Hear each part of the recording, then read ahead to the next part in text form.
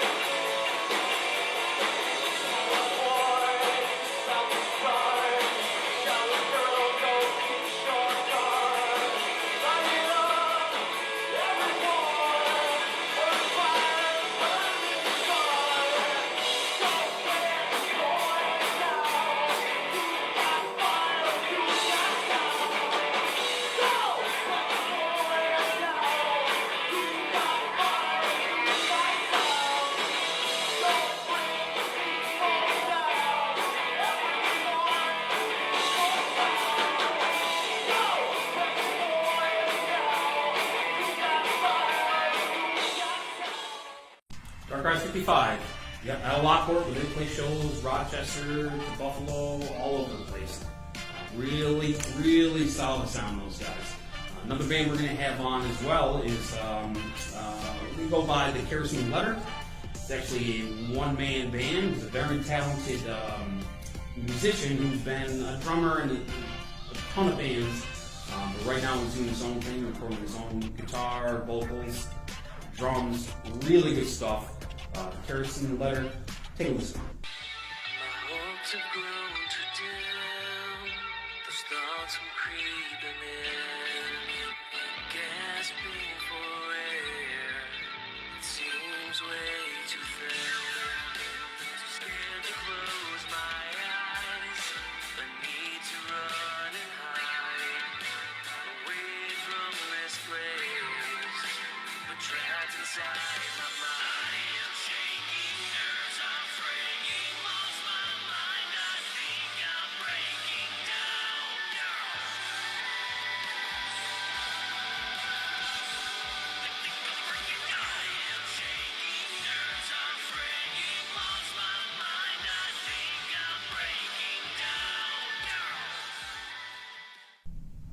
Kerosene Letter, very, very talented. He's got an EP he just released. You can find it. He released the whole thing on YouTube. He's got other sites out there, and I really think you should go out there, give him a like, and that way promote him, and you'll just go out there and start recording some more songs as well. And what I want to do now is I want to play another band. These guys are out of Niagara Falls, Exum Priory.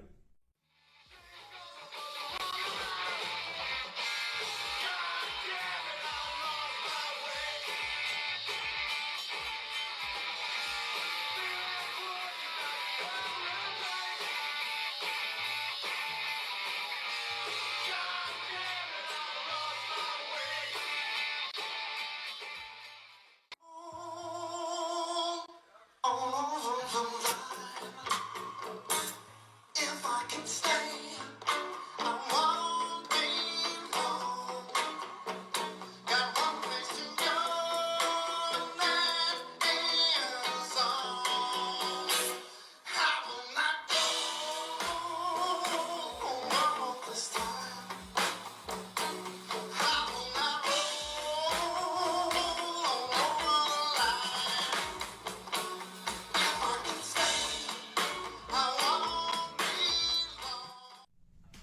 So that was Noah Goki, and with those soulful melodies and those soaring harmonies, I'm pretty sure that with the 9 albums, you're going to find a song that you're going to play on there. So give him a like, let him know that you're out there listening to his tunes, and we're going to get him on here at some point to play live.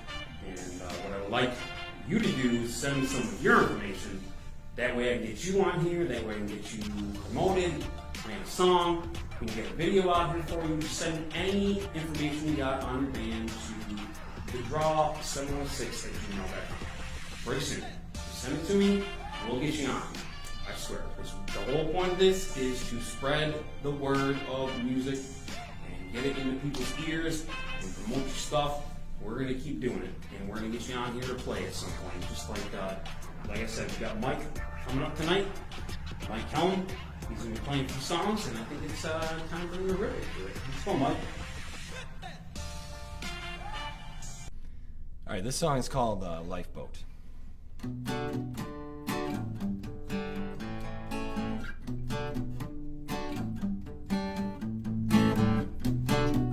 The smell is coming too strong, been happening for too long, decades in the making, enough to get me shaking. Lucky to even be here. Outside there's so much to fear. It's a lie that we have been told to help us all fit the mold.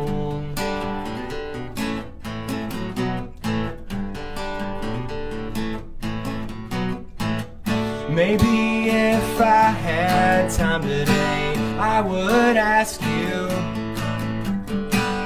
you wanna build a lifeboat, what you say? We make our own way.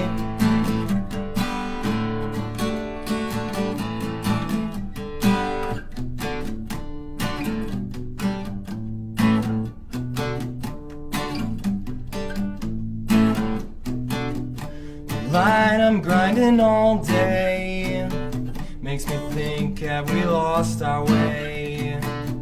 I hate him and I hate her. It's not how we always were. And I think there's another way, a truth kind of way.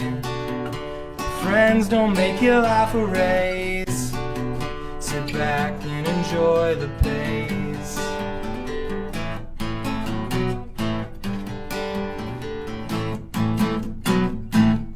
Maybe if I had time today, I would ask you,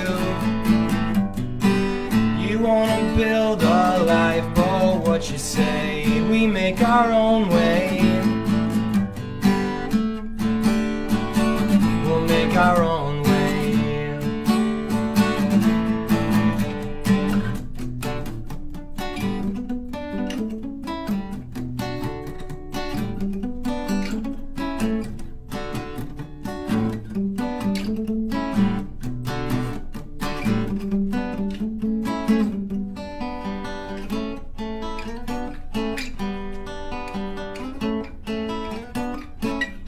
Maybe if I had time today, I would ask you,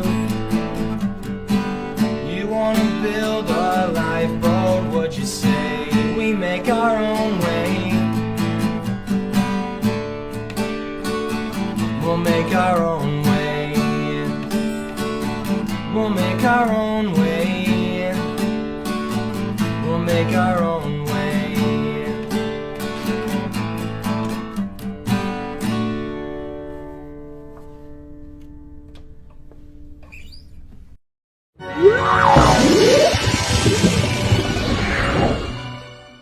Yo, Foster here with your local spot. Today we're at 21 Main Street down at Tony Design. Excellent spot to get your music on. Let's go take a quick look here.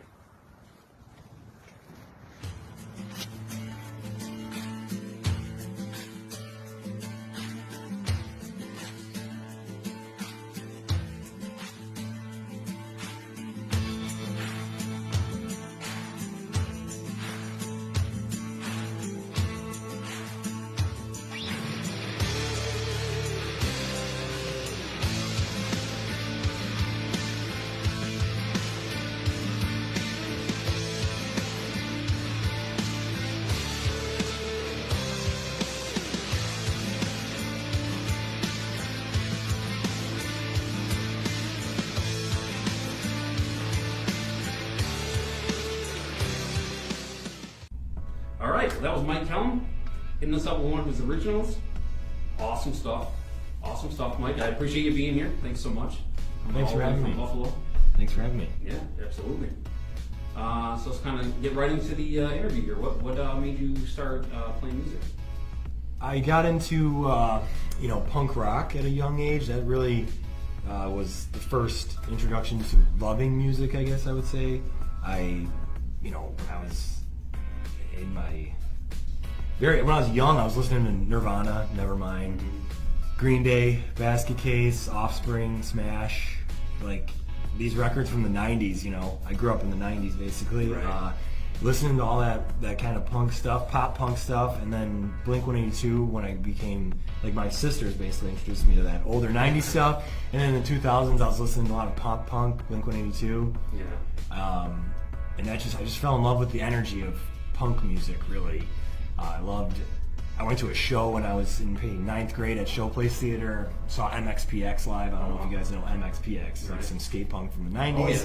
Yeah, we were all like skaters and like to listen to that sort of music. And when I went and saw MXPX at Showplace, that pretty much blew my mind, honestly. I never saw like a mosh pit before. I never saw crowd surfing. And it was, for me, as a 9th grader, I don't even know, I was probably like 13 or 14. I was pretty blown away by the energy in that room. That was honestly when I was pretty much hooked. I already had a guitar at the time, but I really wasn't serious about playing it. And then at that point, like right in like 8th, 9th grade, I really started to play a lot, basically, and get interested in songwriting and stuff. So those kind of punk bands were like the big influence? Yeah, and then in high school, I played in a punk band, and we just copied Blink-182. Right. Pretty much. I mean, it was, people would even say that about us, which we would be offended by, but we sounded like that. So that was it. And those were good musicians, It was really helpful for me to play with good quality musicians in high school. And we lived in the same neighborhood, so we got off the bus and we just would play quite often, We didn't even have cars, but we would just walk to each other's houses and play all the time. We spent a ton of time in the basement. I didn't play sports, so I just played music a lot in high school. And we had good shows too. We played, exciting shows for us, opening up for bands that we looked up to. Opened up for bands like Coheed and Cambria, Plain White T's. Those were actually, Plain White T's was actually just a few bands, but Coheed was kind of like a bigger show where there was a lot of bands. We were just happened to be on the bill, so I'm not trying to sound like I was that cool, but I do remember that guy's hair. Anyway, I don't. Yeah, for sure. Yeah, so like we had cool opportunities playing shows at a young age, and just loved it. Just loved the energy of that stuff. And that's what got me into it, and then I just never really stopped. Never really stopped playing music and writing songs. I think that's what it is. I wasn't in a band throughout my whole life, but I kept playing and kept writing. That's really what kept me going. It's one of those things that sucks you in. Oh yeah, when I saw MXPX, the first shows, going to punk shows at Showplace Theater, really, any show at Showplace Theater, I was there a lot. I can't believe my parents let me go, to be honest. They would drop me off, I was like 15, and they would just be like, all right, have fun, and then come get me at the end of the show, drop me off at 7, get me at like 10 or whatever, and I was just like having the best time. I was like, this stuff is so great, just loved that scene. And Showplace, those theater seats, they still have them? Yeah. I guess the place opened again, but I haven't been there in forever, since probably 2000 or something. Honestly, 2001 or 2, I don't know. But I guess I graduated from high school in 03, so I just to date myself exactly. But I was definitely going to shows as a senior and junior, and even like I said, freshman. Just loved going there and listening to punk rock music. Yeah. I was kind of a snob too. I was just like trying to get everybody to listen to my punk rock music. Like, this band, that band. Like, now I just more laid back, just music, just like any sort of music. But and I did get into other sorts of music. I then when I got into college, I started getting more into the hippie kind of stuff, kind of like jam band sort of stuff. I sort of changed my way, I started listening to more. Some people might get offended because I said punk rock and Dave Matthews at the same time. That might make people upset. A lot of punk rockers, I'm probably actually making people mad right now. But like I started when I was in college, I listened to more like Dave Matthews kind of stuff. But I always had the punk stuff, and I never forgot it or whatever. It was always a part of me. But I started listening to more of that stuff, and even country music. I just like basic, straightforward songs. I started listening to like Bob Dylan, even. if I say modern country again, I might upset a lot of people. But I can hear the Bob Dylan in the song. Yeah, for sure. I just like good songs, you know, and that's what's cool about punk music is it's just straightforward, short songs that are to the point. I guess there's not a lot of. Like I said, I never really got into jam bands that go on forever. I did. I got a dose of it, and like I learned. It kind of inspired me to try to learn how to play better for a little while. But ultimately, I guess as I'm talking, I'm realizing I like just straightforward, short songs that are just to the point. But I do like it in all different ways. I think folk music and punk, the thing that's kind of the same with them is there's an attitude about it.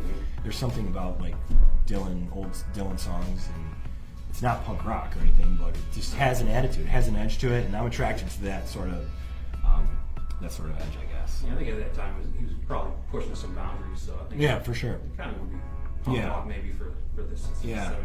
I kind of walk it back to like I didn't listen to the Clash a lot when I was first getting into punk music, but now I love the Clash. I love REM. Like I listen to REM. That's probably the band I listen to the most now, which is funny because I've been just on this REM kick. It's kind of weird, but their songs are just really good, you know. But they're influenced by punk rock too, and like, that's why I think I like their energy because their energy is coming from that place. But then they just happen to make more pop music. But that's how I am too. I write pop songs. I'm not ashamed of it either. Like that's how I write. Well, I guess as far as your writing, like how does your writing start? How do you start writing a song? How does it start? Yeah, for me, it's always with the guitar. You know, it's guitar-driven music, I'd say, and I just mess around with chord progressions for sure. And then if I find a chord progression that I really like, it's just I'm like loving that feeling while I'm playing it, while I'm playing the chords. I'll basically put lyrics to it after that. So it's pretty much always that way. So there's not really. It's pretty straightforward. I just come up in a lot of my songs. I come up with a verse, come up with the chorus, chord progressions that go nicely together. I use a lot of like major keys stuff. I don't try to reinvent the wheel, and I just because I think music, like I'm writing a simple song. Like I'm not trying to make it complicated. I could learn a lot more about music and get more creative probably with the sound, but I just like to write straightforward chord progressions.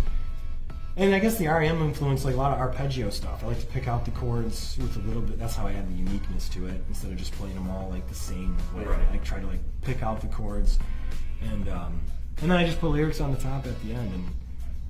And to quote like, well, I don't know if I want to go. Like I don't even the lyrics don't always. I have to put lyrics to the song, but and sometimes they might even seem passionate, and I guess they are. But I don't know. I just sort of like have to write words, so I do. Could actually try to have a message behind each song, or is it just what comes out? Yeah, I guess there is always a message, but it's a lot of times it's not even a personal thing. Sometimes when I write, actually, there's a lot of times it's just like a general idea of positivity especially with my like other bands, writing a lot of like they said positive poppy songs. So I'd say like.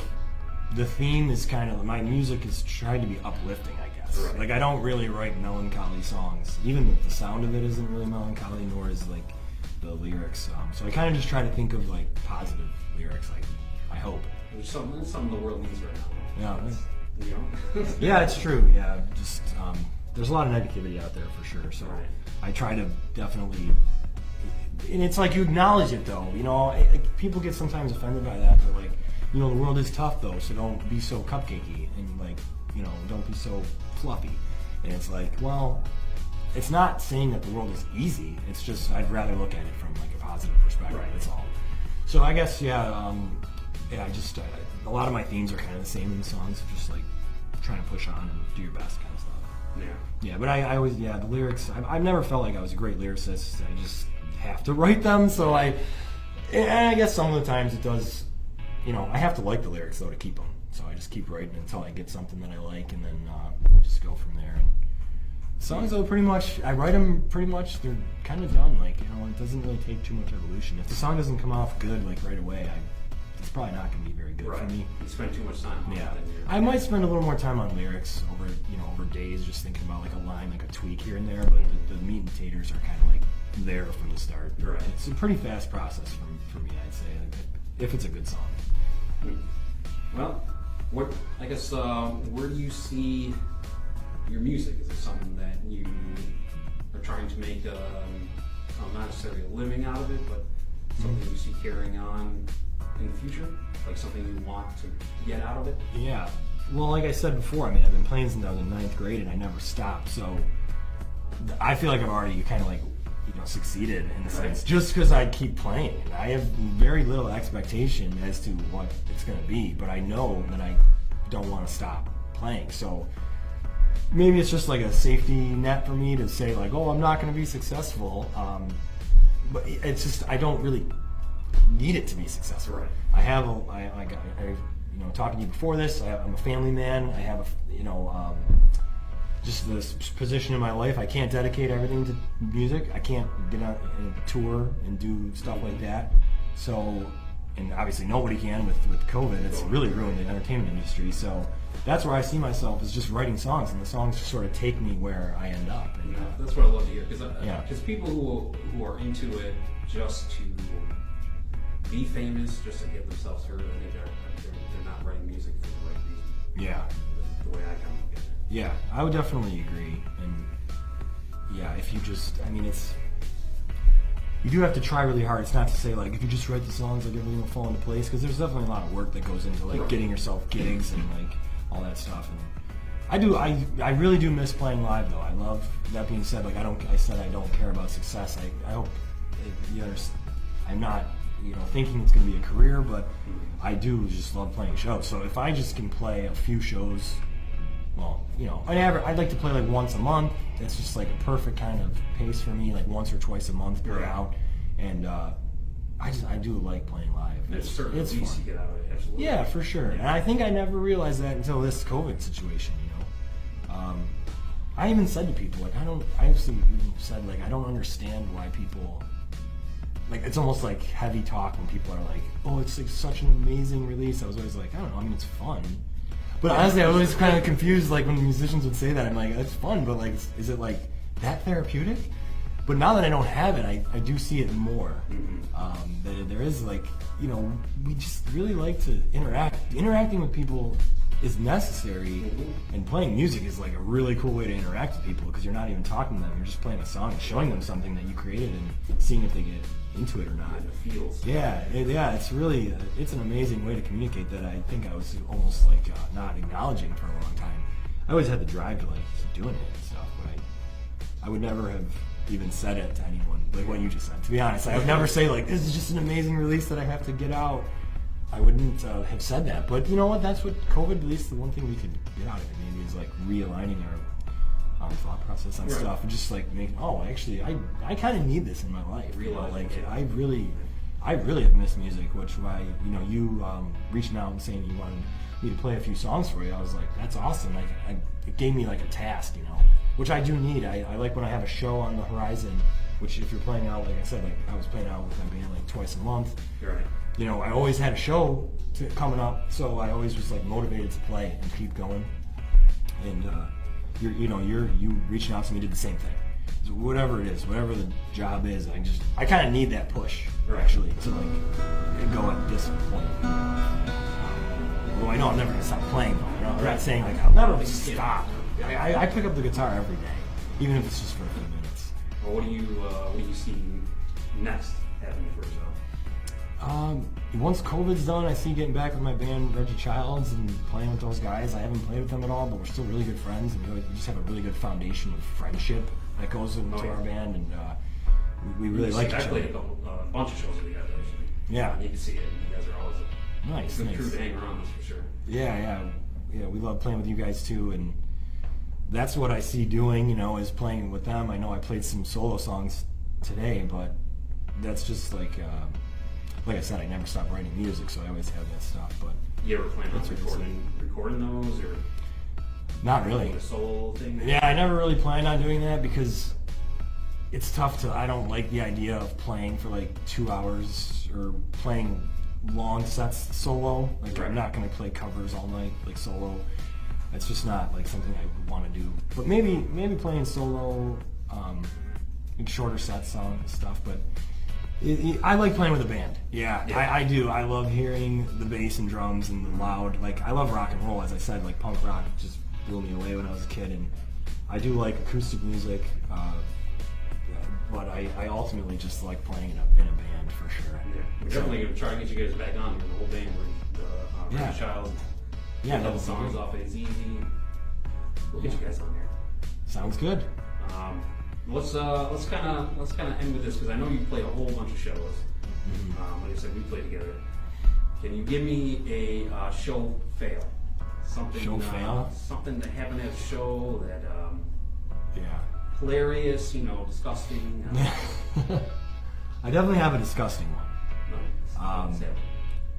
You know, I don't know how detailed I want to get, but and the people that were there, they won't forget this because it was Give us the details. it was so much. Like, the I deets. know. Okay, so I'm singing in the band. I think one of the notes I hit even kind of gives me a little, like, power through the sinus area, right?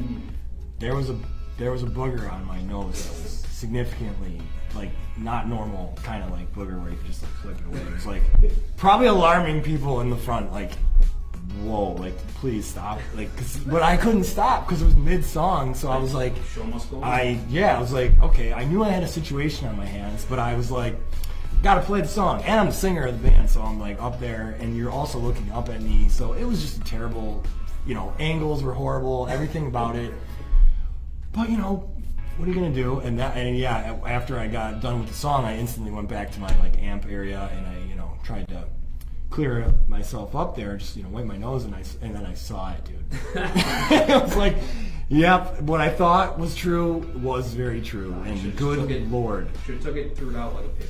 Yeah. Oh, jeez. Somebody It held was- on to it forever. So that was a moment that I still think about and just think, like when you sit on the couch on like a Saturday and you're just looking through the channels and all of a sudden you just go, like those moments in your life where you're just like, wish that didn't happen, but the sun goes up every day, whatever, it's what are you gonna do? But that one does stick out as like just a horrible moment in life. That was ridiculous. That's awesome. Yeah. Well, hey, we like to appreciate you for coming on and draw. Mike, means a lot for you coming all the way out to Lockport here, all the way from Buffalo, and there's snow. Yeah. But we'll get you back up there, play one more song. So take a listen. Thanks for having me, guys.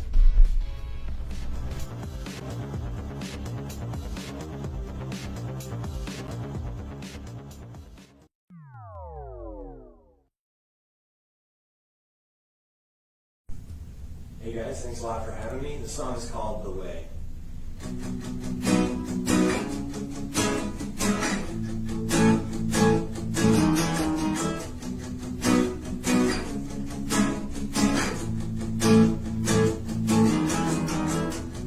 Hometown was growing old.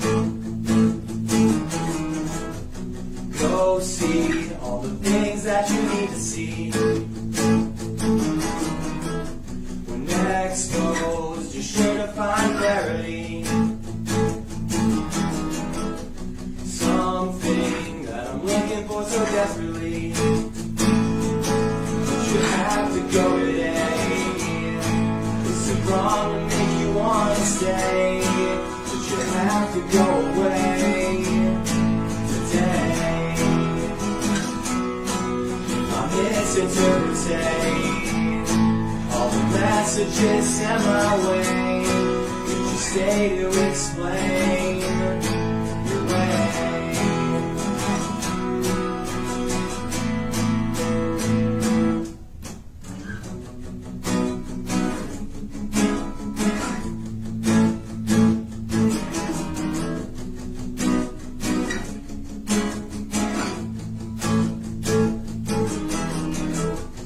Dim notes and scale tones. I wanna leave, so I know if I need to see. When exposed, I'm sure to find clarity. Think of things and find out what it means to me. But you have to go today. It's so wrong to make you wanna stay, but you have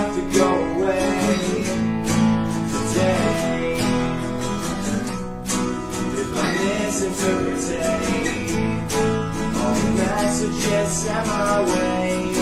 Could you stay to explain the way? Hey, hey.